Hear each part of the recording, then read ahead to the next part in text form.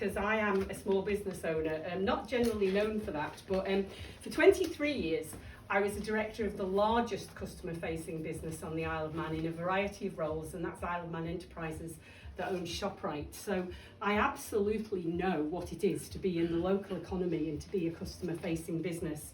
And what it is to me, on my experience, is they are committed to spending locally. They're in it for the long haul, and this is one of the things that's very hard. If you read about family businesses and local businesses, small businesses, you know, you do everything because it's your passion and you stick at it and you keep doing it through thick and thin. And it's very hard to teach people from the corporate world. And I've worked in the UK in the corporate world where there's profit and losses and there's all of these things, whereas people are emotionally engaged with their own businesses. Now, sometimes that's not a good thing, but when times are tough, that's a really good thing. And the man I worked for at ShopRite was entirely like that. I think the other thing that's really tremendous about local businesses for me is that your employees become like your extended family. That, you know, and therefore the whole COVID thing has been so difficult because you feel like you've been letting your family down, and that's been very, very hard. Now, I am on the Chamber board these days, and when I went back on it, I asked if I could be responsible for entrepreneurship and small businesses. And as no one was responsible for that, it was quite an easy thing to get granted. But the reason for that is that I coach and mentor small business owners on the Isle of Man. And particularly in the last 2 years, that has been unbelievably eye-opening because I have seen their traumas, I have heard their terrible stories, and I have heard the lengths that they have gone into, you know, in a trusted environment with them to try and overcome this horrible COVID situation. So I'm very, very motivated and determined because I love people and these people have been hurting. And so I've carried on, you know, and will carry on fighting for them. Because I don't know if you know this, but 99.6% of businesses in the Isle of Man are small businesses. We are a small business economy. But guess what? So is the UK and New York, because that is the model of enterprise in the world. In the Isle of Man, anyone know how many officially classed as large businesses there are? Anyone like to guess? Anyone? No? No one's brave enough? Okay, don't worry. The answer is 18 out of 5,500 businesses. So you will be able to name the 18 probably businesses because they have a lot of people employed, they can fight their corner. But for small businesses, it's very, very hard to do that. 84% of businesses on the Isle of Man employ less than 9 people. Does that surprise anybody? Because we are a micro-business economy in the Isle of Man. You know, like the little ships at Dunkirk? That's our economy. And therefore, you all have to come together. And what's tonight about? We are starting to bring you all together because what COVID taught me, both through Chamber and the business agency, where I'm a director as well, is that small businesses are so busy doing their thing that no one is speaking for them.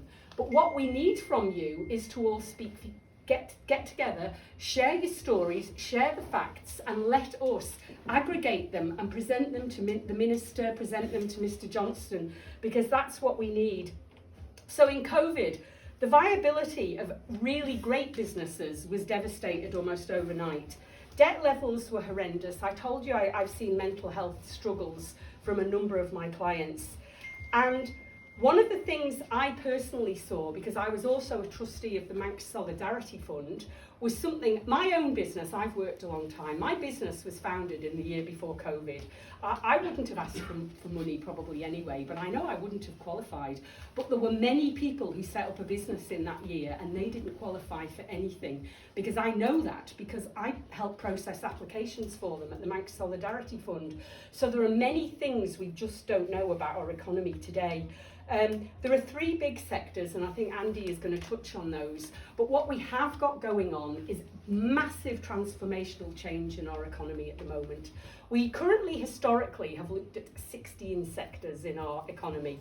We've got a new economic strategy coming in. I am hopeful, very hopeful, that we will have a much better understanding because we have got amazing health businesses. We've got amazing leisure businesses. We've got amazing education businesses on the Isle of Man these days. None of these feature. I was the MD of the Village Walk in Onchan for about 3 years before I left my last company. And that was half empty when I took it over. And we filled it with the new method of businesses: private medical care, eating out, hospitality, leisure, looking after yourself, feeling good about yourself. This is the future of the high street. This is the future of what we're all going to face. And we need to be able to quickly represent that. So today, why am I here and why are we here? And thank you all for coming. We need to collaborate more. We all need to know that we're not alone in the struggles that we have, that there are people who understand us and there are people available. And, you know, that a really hackneyed hashtag is stronger together, but it's absolutely true. So tonight we've made a start with this. I want 3 things really to transform the way we approach small businesses. The first one is data and information, because too much of what we're doing with small businesses is based on people having conversations and little chats and whatever. We actually need to know what's happening. Because I have a couple of small businesses that in the last 3 years that I know have gone from a start-up to turning over £350,000 this year. And yet, I don't think people know who they are. I don't think people know there are people even capable of that. I know them because obviously, I know them because I mentor them. We need to make sure that the best practice that's going on around us is being replicated for all of you, that you all get the chance to find out what the new apps are, what the new systems are, what's a really good way to market yourself. And I'd just like to commend today online on Instagram, I don't know who's involved in it or if you saw it, but Baby Toddler Foods today did launch their Christmas, you know, where you register and give away, and they were promoting about 35 other local businesses. That Instagram site has got 50,000 Isle of Man based users. So all of those offers today went in front of those users, and that's absolutely amazing. That is the greatest way of sharing best practice and collaborating. And the other thing that's really important is learning from people just ahead of you on your journey. You don't need to learn from someone who is running a £10 million business if your turnover is 30 grand. What you need to do is learn from someone who's gone from 30 to 60 grand. And we need to have as broad a church as we possibly can in this forum. So there are 3 things that I hope that each and every one of you will do as part of this forum. And the first thing is to engage with it and keep everyone else, involved. What I would like Rebecca to do, and she doesn't know I'm going to say this, so that's even better. I would like us to do a little survey after this session, and I would like you to tell us what the 3 things are that you need now, to make your life so much easier. What is it you need us to know, to work on your behalf, to help your businesses start 2022 with a bang? What I'd also like to encourage you to do is the Chamber of Commerce have an amazing mentorship platform, and we have people from right across the business community who are giving time free. If you would like to know about something, anything in your business, we have got everybody. We've got the top lawyers, we've got bankers, we've got me, we've got people who started their own businesses. We have everyone you could possibly need giving their time for free. So please feel free to use that. And what I want more than anything from you all is to make your voices heard, because the hardest thing in COVID was people hearing what small businesses needed. So that was all I wanted to say. I have been ill recently, so I am going back to being masked, but all the very best. I hope we're through the worst. I read an article in The Economist this week that said that by this time next year, COVID should be in our rearview mirror. I hope sincerely that it is. Andy. Okay, thanks Carol. Well look, I mean that set me a challenge because as Carol said, we're both chatterboxes, but I'm not going to be tonight. So in the simplest of terms for me, what this is about, I mean just to obviously introduce myself for those who don't know me, I mean I run the co-op shops on the Isle of Man. I've been involved with the Chamber of Commerce for 22 years. So in that time, Carol's been the chair, different people, Steve Bradley, etc. I picked up a lot along the way. But the other thing that's important to recognise is we all just work in businesses on the Isle of Man, and none of us take any money out of it. It's a voluntary organisation. Bex is employed by the Chamber, but the rest of us are volunteers. We give our own time. The reason I do it, it's not for the benefit of the co-op that I do it. Please don't anyone tell my bosses that, of course. But the reason I do it is because I care about the Isle of Man, and I want to do my best for the Isle of Man and help the place where I live to be a better place at the end of the day. So there's no other reason. And quite often what you'll find is, and it's just to allude to something Carol said, the purpose of this is to give a stronger, louder voice to people who might feel they've only got quite a small voice in the grand scheme of things. If we all work together, and I don't want any of you guys in this room to ever assume that the issues you're facing are just your issues. So there's two aspects to that. One is, if they are just your issues, if you share them with a bigger group, you'll find people who can help you resolve those issues, and they're not as big a deal anymore. But the chances are they're probably not just your issues, they're probably the same things that other people are facing. All of us in these sectors are busy as hell. We haven't got enough hours in the day.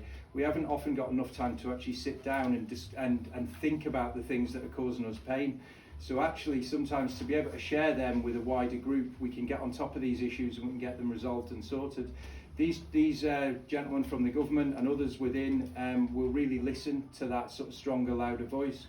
In the past, what we found within COVID particularly was that there was lots of people shouting from different directions, and a lot of them were saying similar things but not quite the same things. What we want to try and do is try and help get that message through louder and clearer, and share the things that are causing us issues. The reason we've come together in this way, and I'll be 100% honest about this. So a hotelier on the Isle of Man suggested that in addition to having a Visit Isle of Man forum and a retail forum, that we needed something different to represent the wider sectors that are covered within the domestic local economy. And I'll be 100% honest, I said to him, there's no way I'm joining yet another forum. I said, we'll have to either merge it into one of the ones we've already got or not bother at all. So that's how this has come about. Instead of having just retail, now there's about 16 different types of retail. And then you've got hospitality, you've got dog groomers, you've got hairdressers, you've got beauty salons, you've got all sorts of different small businesses, food producers, you name it, that are all customer facing, all within the local economy. And all of them are serving customers, they're all serving the people of the Isle of Man. They all employ staff, and they all have the same kind of things that cause us issues and the same kind of things that we'd like to have resolved. So by sharing those experiences with each other, we can help, basically. And it really is as simple as that. In a perfect world, we'd like everyone to, I have to do this slight pitch, we'd like everyone to obviously join the Chamber, and Bex can give details on that. But I'll be honest with you, even if you didn't, then please talk to us and tell us the things that are causing you problems. We'll still take things on board on your behalf, and we'll talk to other people to see if they're experiencing the same kind of things, and we will put those arguments to government. I will say on behalf of the government, and I've not been put here as a stooge or some sort of fanboy or anything like that. But what I will say is they're very sorry. My other job is I'm a firefighter, and the alerters get set off at 6:15. That's why I was holding it in the hand, because I knew it was going to interrupt my speech at some point. I'm not that clever. I haven't quite figured out how to turn the thing off yet, so it just goes off anytime. But anyway, what I will say about the current government, they're very, very promising. That there's some fresh ideas in there, very, very prepared to listen. And I think even during the COVID period, they were very prepared to take the steer from the business community as to the things that will cause. They didn't get everything right first time, they didn't even get everything right second or third time, but what they were prepared to do was listen and change and adapt things. I see no different, I see even more of that with this newer administration. Of course, we've got 5 years to judge them on those things, so we'll stand here in 4.5 years' time and we might have a different view, but for now, as we stand here now, there's a definite receptiveness within government to want to work together with the community of the Isle of Man to make things better. As a collective, and I think you might correct me on this, Carol, but do we not employ 47% of everyone who's employed on this island? 47% are employed in these customer-facing sectors that we represent. So that might not be 47% of the income that's generated for the Manx government, but that's 47% of people who wouldn't have a job if it wasn't for our sectors. It's the services that we all provide that the other people who perhaps do bring in the big money to the Isle of Man wouldn't even be here if we didn't have good restaurants, if we didn't have nice shops for them to go to, if we didn't have the service industries that provided for them.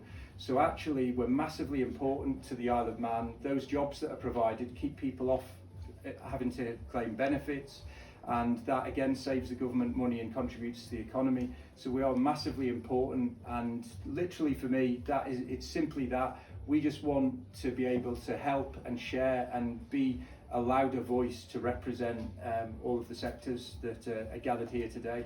And please tell other people that you know who aren't here, share it on your various social media, etc., etc.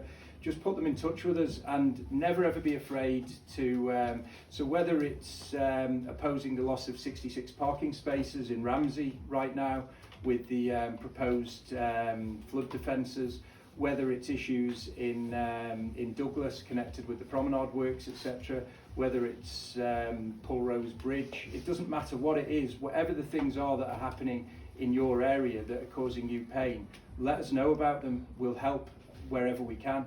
And if we can't help, we'll point you in the right direction of someone else who will. But just don't feel like you're alone. Don't feel like your voice doesn't matter. Please talk to us, and we'll see if we can work together to look after each other. That's it. I didn't keep it short, did I? Sorry, folks. That's what you get with me, unfortunately. You might not be able to buy any yogurts or toilet rolls in Crosby Cove.